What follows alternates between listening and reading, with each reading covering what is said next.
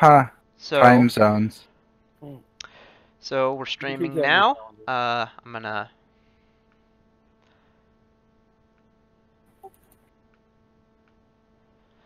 Um, so, for the for in equipment, so weapons and armor have their own sections, but they're generally implied to be technological in nature.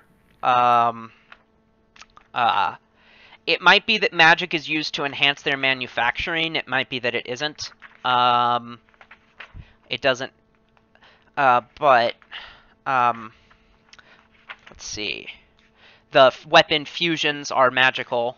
But going to the other items, the technological. So the technological gear includes you can get personal augmentations.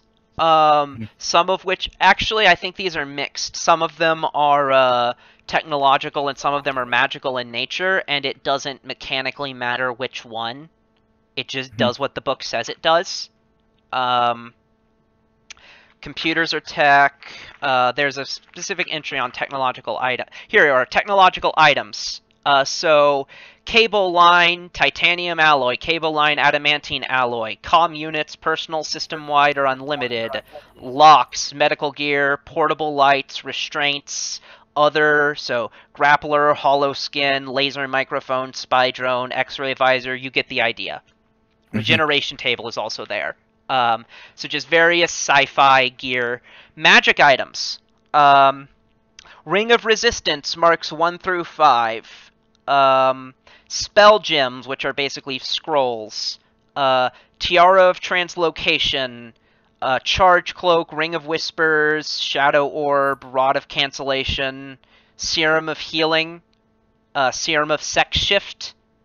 Huh, I didn't catch that one. I'm gonna peek at it. I think I know what that is. I would hope that we all know what that is. Yeah. But how many genders are there? That's the real question. Oh, fuck. So, I mean, there's in Hell's Rebels. You know the one noble guy in Hell's Rebels? There's a lot of little guys in Hell's Rebels, I think. If you're talking about the gay dude, yes, we know about him. He's not gay. He's trans. No, not him. The one who first got you together. Oh, okay, sure, yeah. The sorcerer. Yeah. He is trans. He takes alchemy stuff to. He was assigned female at birth and takes alchemy stuff.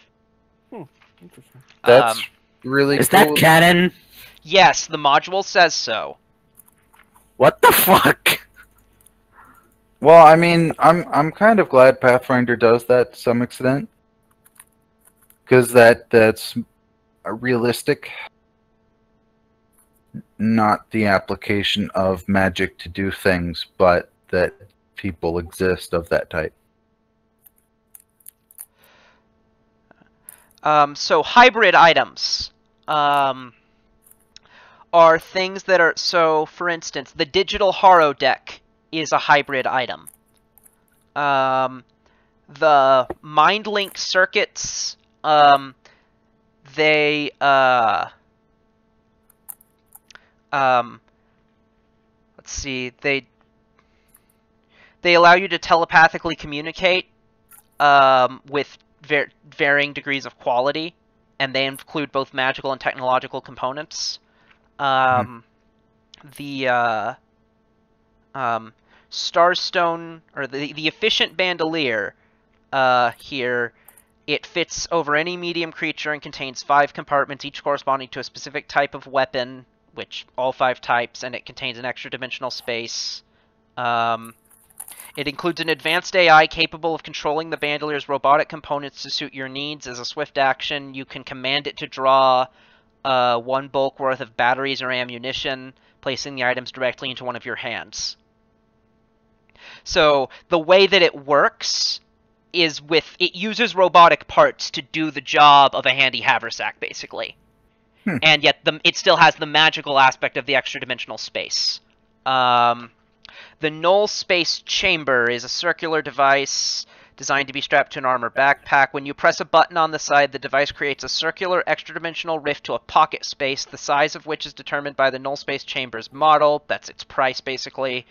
You can choose it by You can close it by pressing the button again, causing the entrance to the space to disappear. Anything stored within the space remains, however. So again, portal gun. Or not quite, but you see what I'm getting at, where it's like a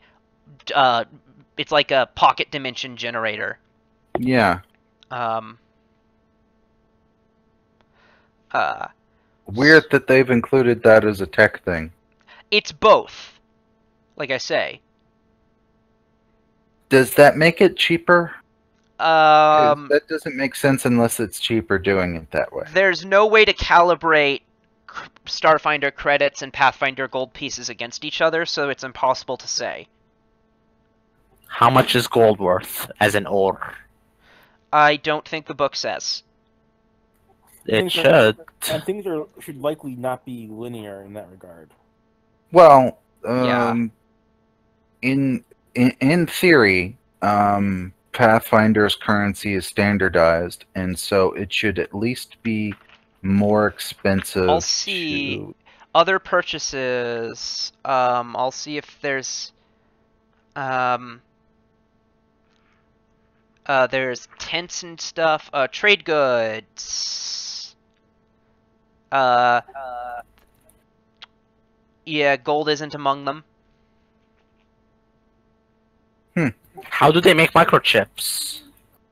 Gold is so common that it is not a trade good. It's not used for that. I presume it still exists. Yeah, it would have to. No, I meant how do they? What do they use for their microchips? If Gold. It's like, No, gold. It's not that gold doesn't exist. It's just not used in the same way. Yeah, or something it's more not- conductive than no gold. long- So like titanium wouldn't be a trade good necessarily, but it still exists. Right. Trade goods are fine art, gems, grain, textiles, and universal polymer base. So, yep. That's the replacement for gold. Yeah. UPB, well, not really.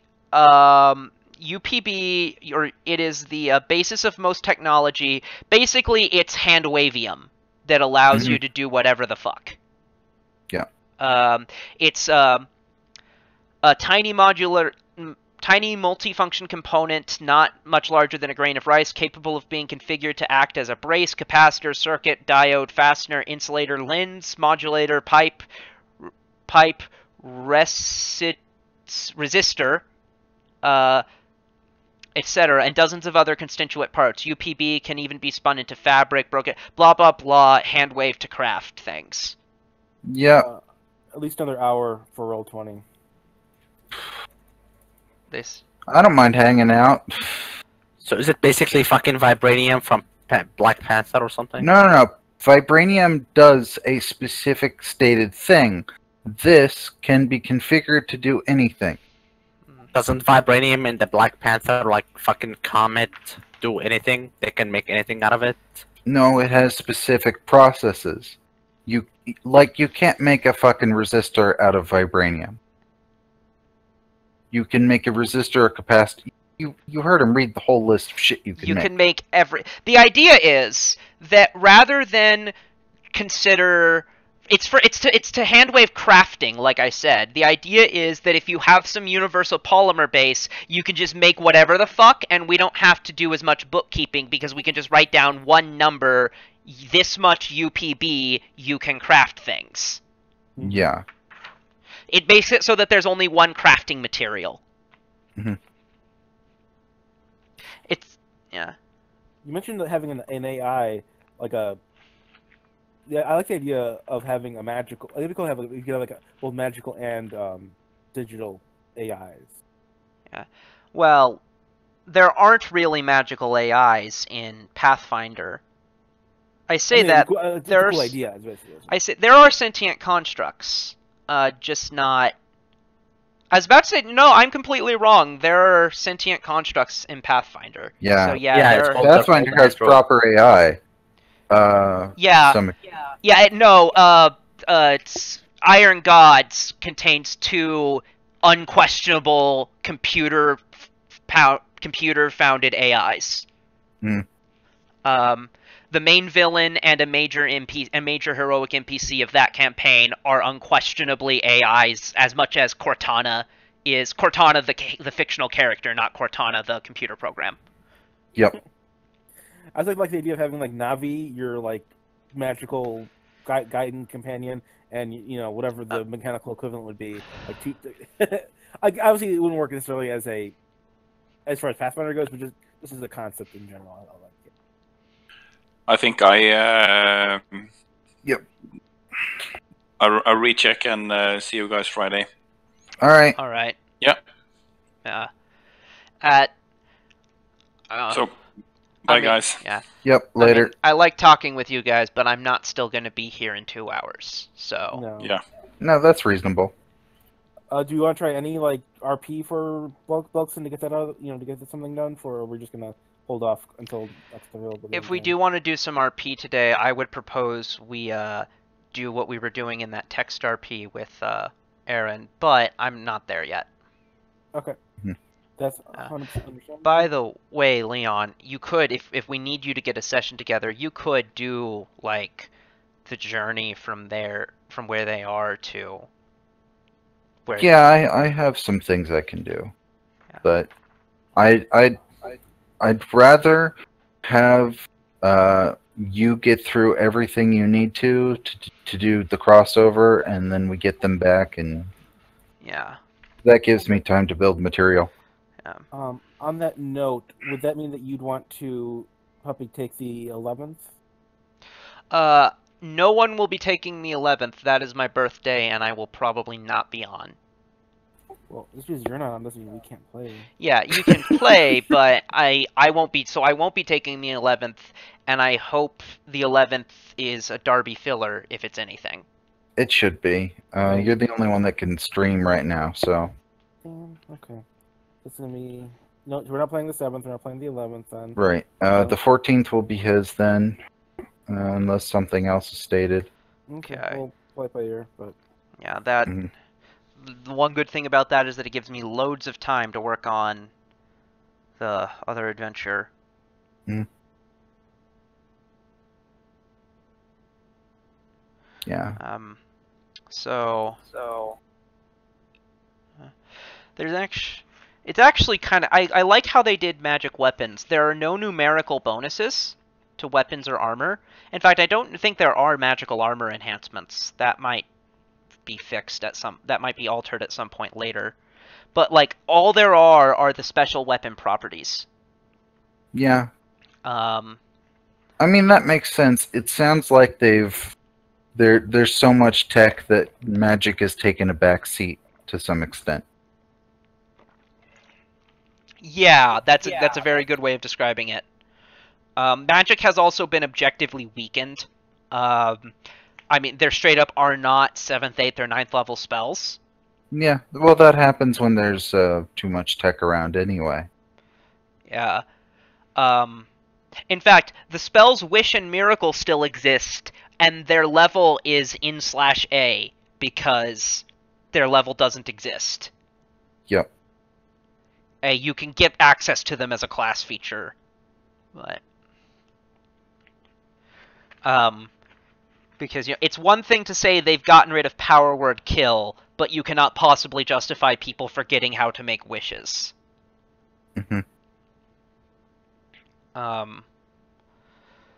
But yeah,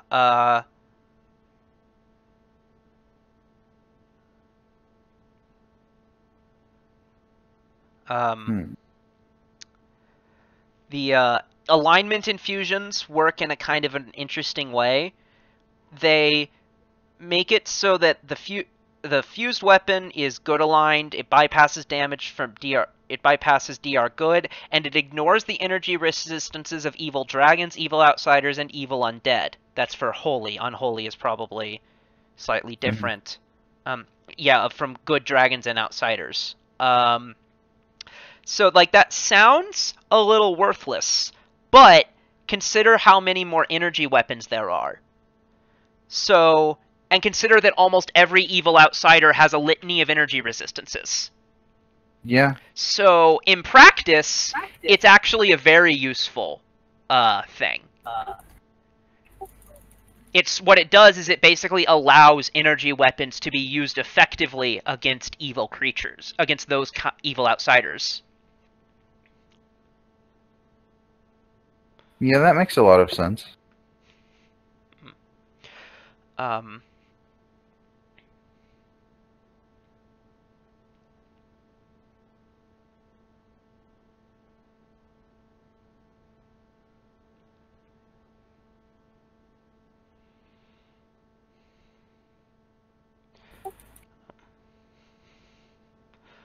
So the argument I've been having in the all about goblins on the forums basically turns on the following question. Basically, the counter argument that the increase in goblins will not result in more problem players is that problem players are going to be problems no matter what you do. They would just play a human fighter like that, so adding in goblins doesn't encourage bad behavior. My counter is that, well, yes, there are some players who are going to misbehave no matter what. People generally misbehave because they don't realize that they're misbehaving.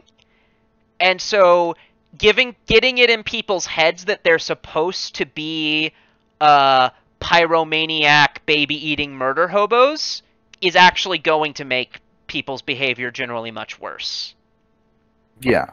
There's this whole thing about once people give you permission to do something, then bad shit happens. People will feel, even though the book is not going to actually say that they're supposed to be behaving that way, it's going to have some fluffy nonsense about how goblins. No, guys, goblins are totally different now. I mean, the old goblins still exist, but you're not playing those. You're actually playing this new, completely different. Well, not completely different. This new, sufficiently different as to make them non-game ruining race that we're just also calling goblins, and that I guess are goblins because they can interbreed, but like they don't act like goblins. Mm-hmm. This isn't what you actually wanted to play. This is some nonsense where you're just quirky. Like, let's actually look at the Paizo blog goblins to see. I'm curious. Have other people read this? No. New post by a designer. So this is not part of the blog. The director of game design just posted in the comment section, so I have to drop everything and read that now. Cool. Let's all drop some of the hyperbole here. We have never said that there would be some magical event that changed everyone's opinions of goblins overnight. In fact, we expect that some areas might not be too welcoming of them, even after the events that might occur in order to change some perspective on them. And because a lot of people have brought up that point where shouldn't they be kill on sight to a lot of people? And granted, it's not quite. It's a little extreme to say that that's absolutely universal. I mean, in some towns they would be arrested instead of killed. Right, but most small towns and shit, they are KOS. Yeah, and the book says that is what you should be doing. I think it's the Monster Codex that says that communities that tolerate goblins on their periphery pay. It doesn't phrase it exactly like this, but they pay that. The cost for that is paid in dead pets and dead children. Yeah, I remember reading that. The book explicitly explains that they find that their children wind up in goblin cooking pots. So, but anyways, continuing on. And here's the thing, I think a slower shift is good. I think playing a character trying to find redemption in a world that doesn't trust him is a world worth telling, blah blah blah, Drizzt de Worden. We don't want to ruin our goblins, making them something they are not, but we want to make them more than what they are, giving them room for mischief while still allowing them space to be a hero. That change is not going to happen overnight. It's not going to happen by decree. The best we can do with this story is give you the tools to make it part of your game world. And as with everything else we make, whether or not you decide to use it is up to you, not if you're playing an organized play. Yeah. This is why it is a playable race, not in the core book. Yeah, it should be a playable race. Yeah. And I would even be okay with the meta plot beginning to take a direction where some goblins start being less evil, but it needs to be impressive and it needs to be believable. Like, I'd be okay if the next adventure path involved helping a 5th goblin hero god ascend, or redeeming one of the goblin hero gods, or some kind of big cosmic magical event that would make sense of a portion of goblin kind calming down. Yeah. It's not that I'm not okay with that happening. If like goblin deity was redeemed, right? Yeah. Then all the other like clerics and shit of other gods would at least be able to say, "Hey, stop! Maybe they're a." Yeah, and there are Instead 4 of goblin the default. deities. There are 4 goblin deities, so you only have to redeem one of them, or you could introduce a 5th. Mhm. Or you could have some kind of goblin Gandhi show up and start a movement. And I would accept that. And I would also accept having an actual sizable population of goblin baby orphanage raised goblins. That's actually acceptable to me. But they went with the worst option, which is the dumb hand-wavy bullshit non-explanation. Here's me reading. I'm just going to read the post. Ever since the Goblin Song from page 12 of 2007's Pathfinder Adventure Path No. 1, Burnt Offerings, goblins have been a key part of what makes Pathfinder recognizable as Pathfinder. When we first started looking at what would become the ancestries in the Pathfinder playtest rulebook, they call them ancestry instead of race because there's a couple of reasons. They want to call it ABC. That's the only reason. Yeah. Well, they don't want to call... I think part of it is that, but their explanation also makes sense, which is that they don't have to specify how it functions. Like, they don't have to talk about, well, this human ethnicity is a sub-race, not a race, and this...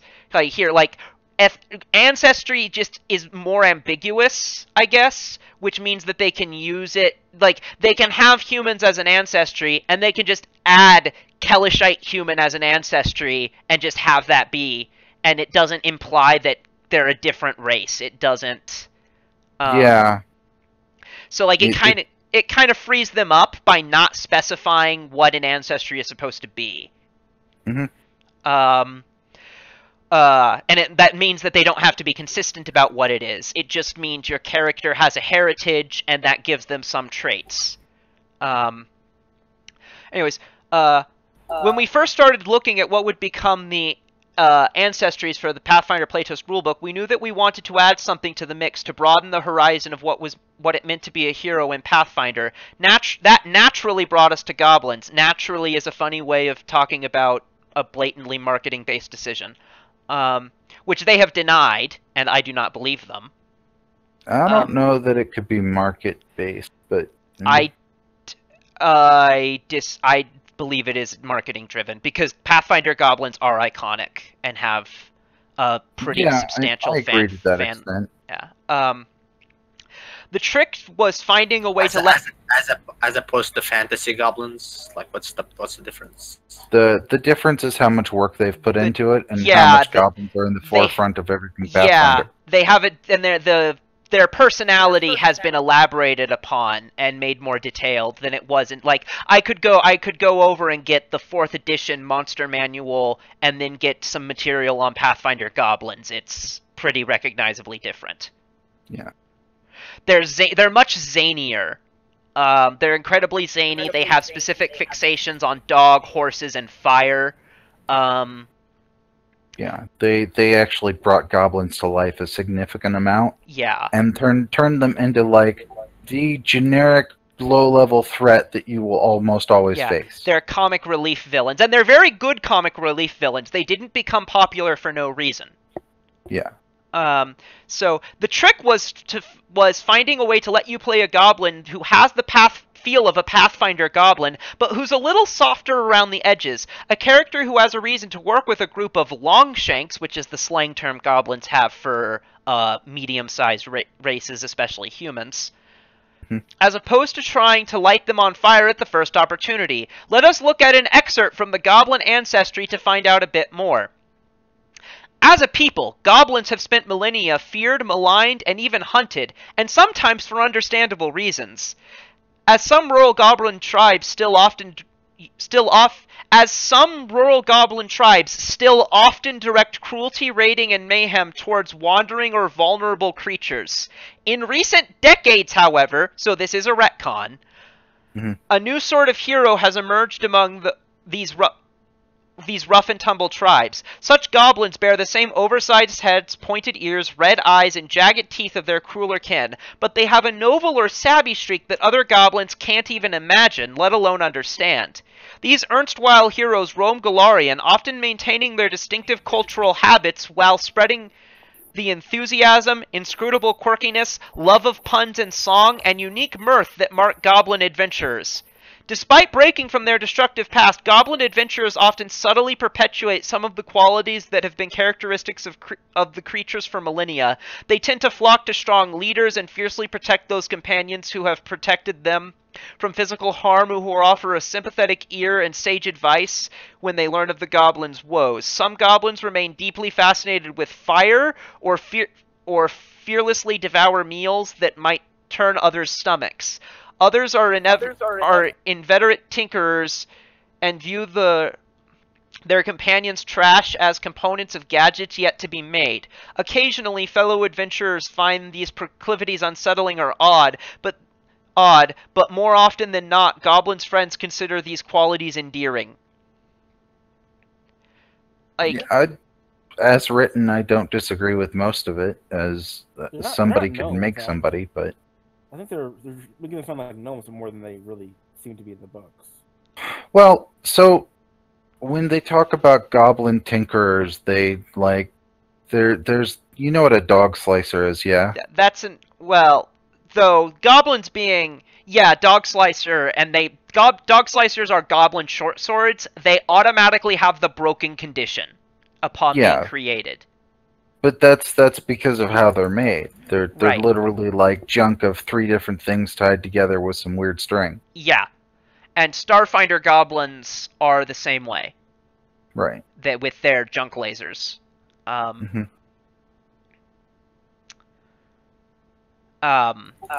yeah, and granted, goblin alchemists are an established thing, because goblins are kind of tinkery and curious, and they love fire. So goblins being intelligent and competent tinkerers is not completely unprecedented. The average goblin is no good at it, but some goblins are. Anyways, the entry in the Pathfinder playtest rulebook has plenty more to say on the topic, but that should give you a sense of where we're taking Pathfinder's favorite troublemakers. In addition, the story behind Goblin Ancestry, blah blah blah mechanics.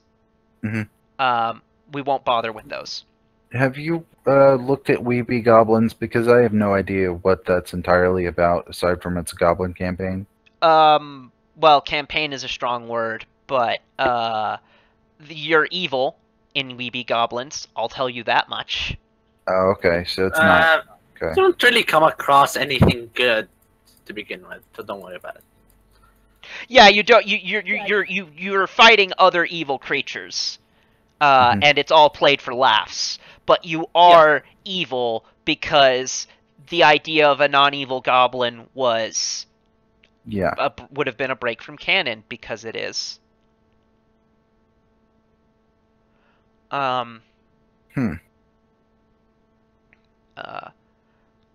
yeah, and I mean, like I say, it's what makes there's kind of 2 things that make it distasteful. What makes the retcon so distasteful is that even though they've denied this, I have the strong sense that this is an incredibly cynical marketing decision rather than a genuine creative desire that any of them actually had. Like, I feel like this is so obviously a bad idea that there's no chance that they earnestly wanted to do it. Like, this had to have been a corporate mandate. Yeah, that's entirely possible. I mean, their reasoning is halfway convincing. In terms of they want to incorporate something iconic, but this is a very wrong. They're sacrificing the integrity and continuity of their world is a very poor way to preserve what is iconic. Mm-hmm. Yeah, well, everything that we've read, right, has told us that they planned on doing a second edition Pathfinder sometime in the future. They planned that from the beginning. So you would think that sometime during the last 10 years, they would have come up with this idea and placed it in canon very smoothly. So, technically, they did slip it in one of the earlier books, which is something that people have pointed out. However, the problem is scale. They go from there being a small contingent of such adventuring goblins to such adventuring goblins seeming to constitute 10 to 15% of all adventurers. Yeah, that's weird. Which is not necessarily even something that's supposed to be true in universe, but in the context of organized play, say, the result is going to be that by all appearances, goblins constitute like 1/6 or more of Pathfinder Society agents, which is ridiculous. Mm-hmm. The goblins started their own branch of Pathfinder Society, and it became recognized, and so they were forced in. That actually happens a lot, IRL. But I mean, it's like we don't know yet because it's a spoiler. It's gonna happen. They don't know yet. What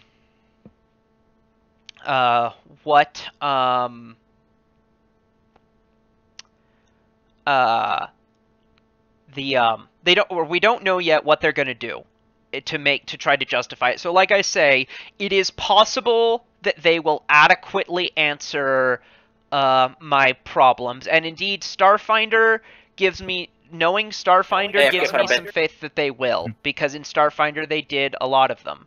Humam? Yeah. I think he said AFK for a bit.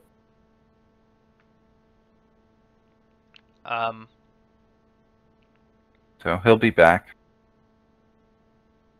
Okay. There shouldn't be any data loss, it says. Mm-hmm. So... Looking at... Yeah, if they find a way to do it, it should be fine. Yeah, from the continuity perspective. But the thing is, I still think people will not actually play them that way. People are going to play them like dicks. Right. I mean, people are going to play them like the way they've always seen goblins, because that's how they've most commonly seen them. Yeah, newbies aren't going to as much, because the first thing they're going to see is whatever fluffy sugarcoating nonsense is in the core rulebook. But older veteran players who have been the veteran players who have been wanting to play goblins for years haven't been wanting to play an I'm different adventuring goblin. They've been wanting to play, not necessarily, maybe with the evil chopped off, but they've been wanting to play a quirky pyromaniac. Yeah. Who, if played with the severity that a goblin is canonically supposed to have, is inherently disruptive. Mm-hmm. Except to a campaign that is designed specifically for them.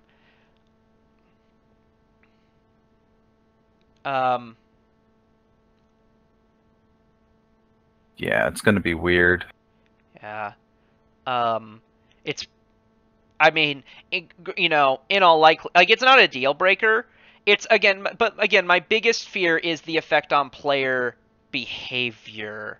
Like,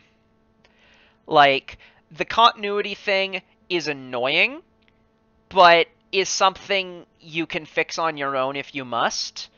the player behavior thing is going to be a fucking nightmare, because like we're going to go from having 1 out of every 100 players be a problem to 1 out of every 20.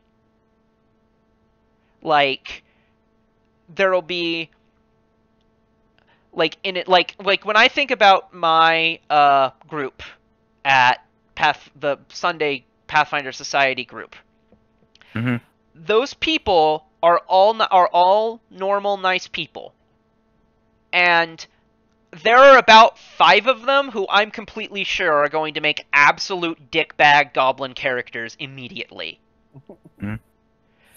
Not because they're terrible people or inherently problem players, but because Paizo is basically getting on its knees and begging people to be disruptive. Sometimes drama pays, dude. How does attribute generation work with society play? Point buy. How much? 20. Oh, that seems good. I just asked you this.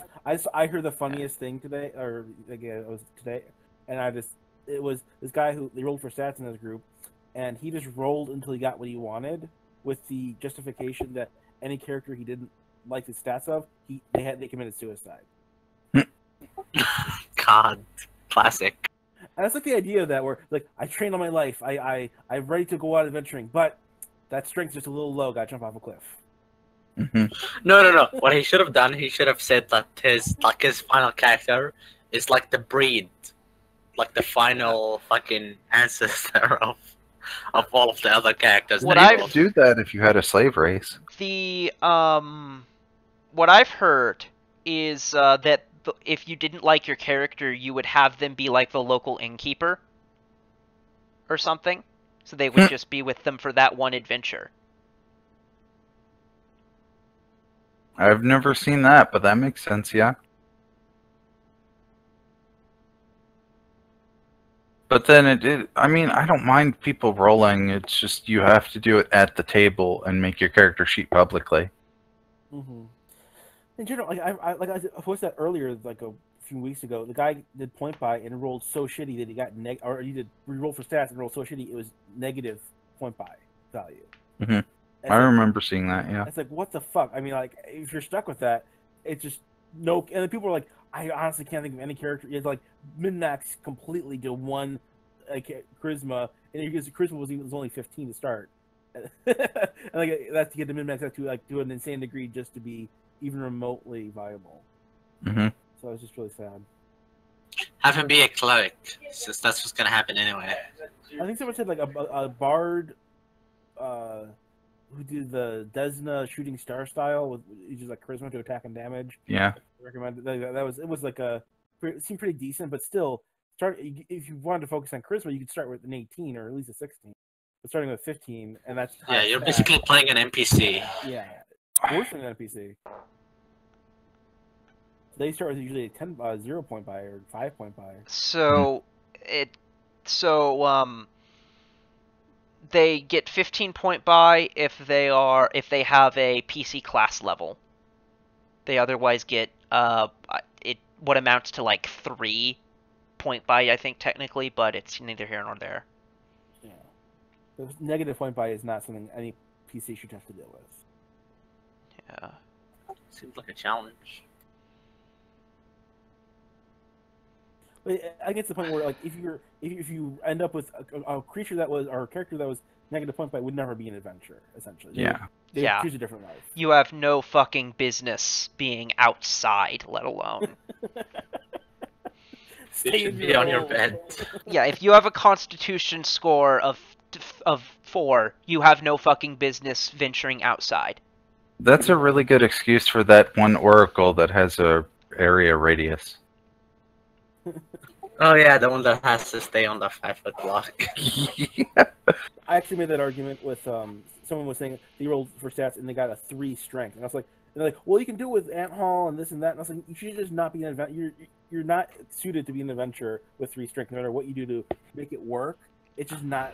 It's not suitable. I mean, if you also have an intelligence of 18, then you could maybe be an interesting wizard or psychic that way.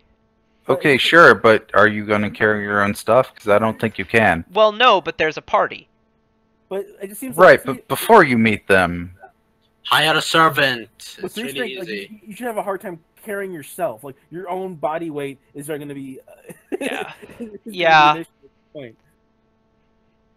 Like you shouldn't be able to get up. Like you'd be frail, and it's just not gonna. It's not something you should ever. Mm-hmm. Yeah. So someone posted chaotic good goblin paladins as core, and this was a bait thread. And the last post is from the moderator. Let's see if she locked it. Nope. Here's her post, though. Describing another opinion as stupid be something. It's too many letters to be bitch. Stupid bastard. Stupid bullshit is what it was. Describing another opinion as stupid bullshit is not something that helps foster a welcoming environment in our community. If you need your text back to try again, let us know at email address. That's fine. I was really expecting, like, even though it's completely valid criticism. I mean, she says if you want it back to try again, then you can email us. Oh, yeah, but, I mean... Yeah. That's being a neutral moderator. That's not, like... Even though what you're saying is correct, you can't say that here.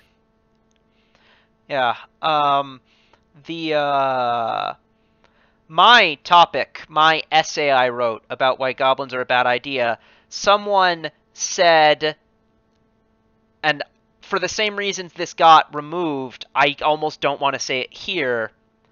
Someone said that the people who are saying that bad players are the ones who are the problem, how many of them would scoff at guns don't kill people, people kill people, whilst making effectively the same argument about goblins. And this got removed, as did all the replies to it. But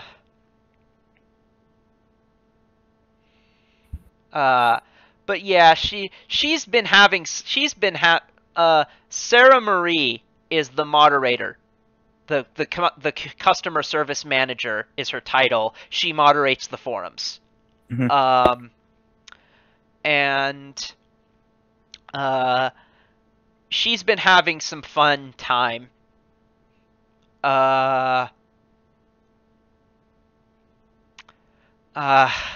She's been having a fun time. Yeah. Sounds like overtime is required on that one. I'm looking at, because, you can go to her, whenever she moderates, she does a post in blue text acknowledging it. That's good, yeah.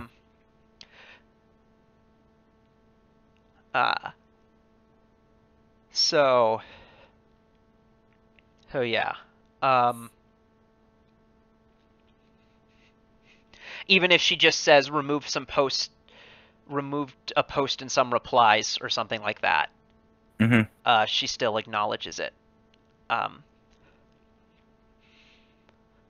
yeah, it's and this was a controversial decision immediately, and it's honestly surprising to me. Like, in my mind, I'm like I hate to say this because this can't. I feel in my soul like this can't possibly be it, but Then don't say it. I also have this sense, like, I feel like a lot of the people who think that there's no problem are the problem players. You're probably right, yeah. Sorry. I rarely take that much RP cues from a race. I generally I usually take more mechanical cues than roleplay. Maybe I should, but I generally don't roleplay my race all that much. Yeah. I don't know. I don't think you do a bad job at role-playing the race. Most of them are fairly generic to begin with. Yeah. Shada. I just don't really consider that to be. I don't really factor that in when I I feel like. But like Rex is a really good representation of his race. That's the exception, I would say. I don't have that kind of lens, so. Yeah. I'm the same way. I generally don't roleplay the race all that much. There are exceptions. So the Hiscoro was very much a member of his race. But other than that, I generally play humans unless I have a specific mechanical reason not to. Mm-hmm. So. I never played a human. I'm really half elf. That's my closest. Humans are generally my last resort because they're just super generic. Mm-hmm. Humans are the best race in the fucking fantasy multiverse. It depends highly on what you want to do. I mean, extra feet is really nice. They get other shit as well. I'm not talking mechanically. I'm talking like racial fucking dominance. I'm being a racist here. Damn. Yeah. I'm saying. That was a bit much there. Dude, humans are the best, you know? I don't know. Too generic. And I will say, actually, now that I'm thinking about it, my in Hell's Rebels, I am starting to roleplay the Aasimar, like, angelic aspect of that a little bit more. Mm-hmm. Yeah. But that's also with, well, so. Yeah. But, it is. Oh, Puppy, I want to talk to you about Leon's game. So, is it the holy symbol itself, or any religious iconography of any evil god in any sort of sense? So, in Gadrian's mind, he would not want you to have anything associated. Basically, he's not okay with you worshiping an evil god because that is canonically an evil act. Mm-hmm. And that includes any like cross-pantheon religious devotion that includes an evil god. Okay. So if you display any religious devotion to an evil god in front of him, he is going to destroy he's going to burn your holy symbols, your unholy symbols. He's going to physically intervene to stop you, basically. That is very mean. That's very, very mean. What if they're made out of metal? He's going to melt them. Yeah. Mm-hmm. I'm sure there's some equivalent to. I wasn't gonna be pedantic on that. I'm guessing. Yeah, I'm just being an asshole. Don't worry about it. So I'll have to think about that because I do like the idea of him having just like not necessarily a holy symbol. Like the way I envisioned it was he doesn't have a collection. That's a gnomish thing. To have a collection. This is where I am. We're playing the race a little bit here. And so he stumbled across this as his kind of thing, and so I was thinking like even if it's just like, oh, their favorite animal is a bat, so I have a bat, figurine. Even if it's just a generic bat figurine, it doesn't have to be like linked to that god in particular. It's just representing that god. I mean, it's a matter of how you're using it, I guess. In that case, I'll think about it. But yeah, I mean, I say like I qualify this with obviously he has to know about it. Right. So it's one of the things like I need private time with my books to prepare my spells, which he would accept because you do.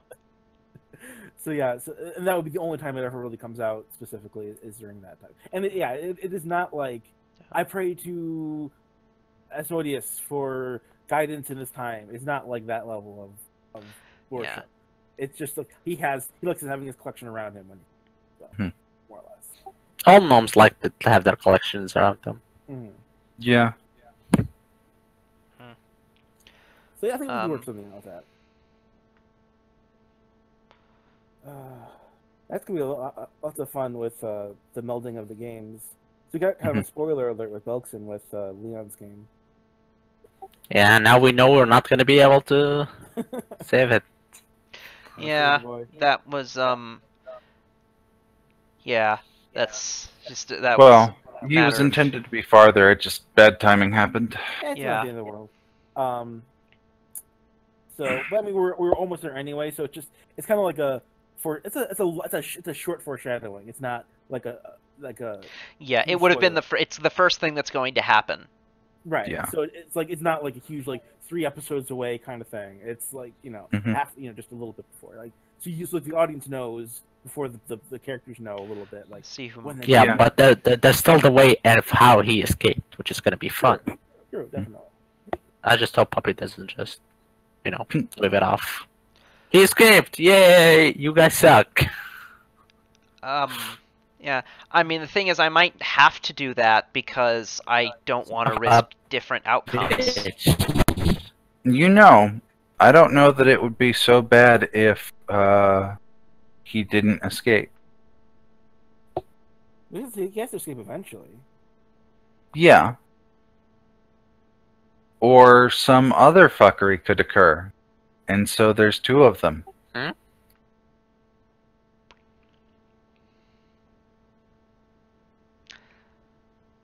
That would overcomplicate things in my mind because the point of it is that I'm trying to insert sort of like a moral choice thing, I guess. Yeah. And so I don't want to go for this complicated misdirection intrigue thing. I sort of want you guys to understand the situation somewhat so you can make a decision. Mm-hmm. Either way, Kufas is gonna receive a sending from Fasio telling him that we have his vampire with us. Yeah. Mm. Though perhaps after the next session. Yeah, After the next adventure, even. I don't know. So the idea being that the Young and the Lost is actually a ways ahead in the timeline. Sure. What's your schedule like for Saturday, Puppy? This Saturday is no game, I think. Well, Yeah. I was asking wanted to put in a game since we're skipping today. Yeah, I would love that. Honestly, I don't think I want to do this next session without Darby. So Okay. Mm. I'm happy yeah. leaving it as an off Saturday. And then Looks like he wasn't going to be here today anyway. Yeah, what the fuck? Fucking. yeah, but I mean that's his fault. He's told us about Saturdays well ahead of time. Yeah, you make a But good he point. told you this week is gonna be completely off. By the way, So- apparently everyone gets a floating +2 in Pathfinder 2nd Edition. To what? As in, everyone gets their normal racial mods, and then everyone also gets a floating +2.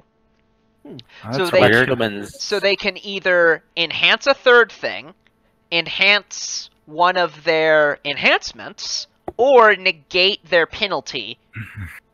Which... I don't know about that. I actually think that it's at least better than not doing it, because I hate how you basically don't get to be a dwarven sorcerer. Like... I mean, dwarves are not supposed... it's kind of... That's the forced roleplay decision you're going to have to make. Yeah, but it's not a roleplay decision. It's like, It is. what the fuck sense does it make that dwarves should be... You can be a dwarf sorcerer as long Yeah, as but- you're an umbral sorcerer. Yeah, but you have to suck so no one does. And That yeah, I'm doesn't aware mean that there there are... aren't dwarf sorcerers. I'm aware that there are archetypes you can take to weasel around the fact that you suck. I'm ignoring that because that's a minor thing that takes a lot of work and there's still not very many people who do it. Mm-hmm. Right, but I think that's actually representative of how many dwarf sorcerers there are.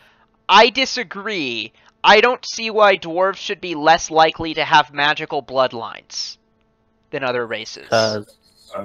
Because dwarves are, like, craft inherently earthy, non... And fucking with other races' bloodlines. Yeah, that does make sense. maybe? I mean... I would when you think- think of dwarf, you think salt of the earth and you know, let's go make a thing, and not, hey, I'm gonna go into some other place and fucking elemental. I mean, Earth Elemental Bloodline Sorcerer, Dwarven Sorcerer sounds to me like a thing that wouldn't be that rare. Maybe, I mean, maybe... Thank you for ear-raping me. I don't know what you were hearing, but it wasn't what I was hearing. No, he's just blowing in his microphone. That's it. Yeah. No, he was actually hitting his microphone. I don't know. Thanks. Thank you so much. Okay, I'm gonna head out, guys. Sorry about that. That's okay. Okay, so playing on Friday, and then Belkson on Wednesday, and then Yeah, Belkson Friday. Or Belkson Saturday, too. Belkson Saturday. No, so playing on Wednesday. Oh, sorry. Blah. Hell's Rebels Friday, Belkson. Hell's Rebels Friday, Hell's Rebels Friday, Belkson Saturday is the schedule. Yeah. But didn't Poppy just say we don't want to play Saturday? Not this Saturday, next Saturday. Okay. That's why there were 2 Fridays. Hell's Rebels on the 6th, Hell's Rebels on the 13th, and then Belkson on the 14th. That's the next. That week. sounds right to me. So next Wednesday is Iron Fang? It's nothing. Nothing, nothing. unless there's a filler. Because it's my birthday. Okay. I'll forget to tell you happy birthday. Mm-hmm. And then if people want to try for Saturday, we can. But if not, Or then... if plans change and I don't have anything to do on my birthday, we could move the Belkson to then, or do an Iron Fang then. I don't see any reason you couldn't double Belkson. It would advance shit so the crossover could happen sooner. Unless you have material issues. Yeah. Currently I do. There's still time I could fix that. Yeah.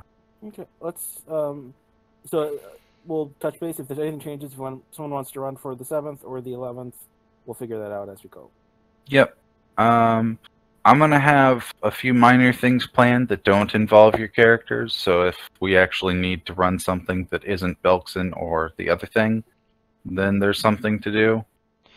But otherwise, I need to do a large material build-up. Yeah. There's some really big shit that I need to build, and so I'm using this time to do that. All right. Anything we should prepare for in terms of a class or like a character? I'm gonna end the stream and work to get going.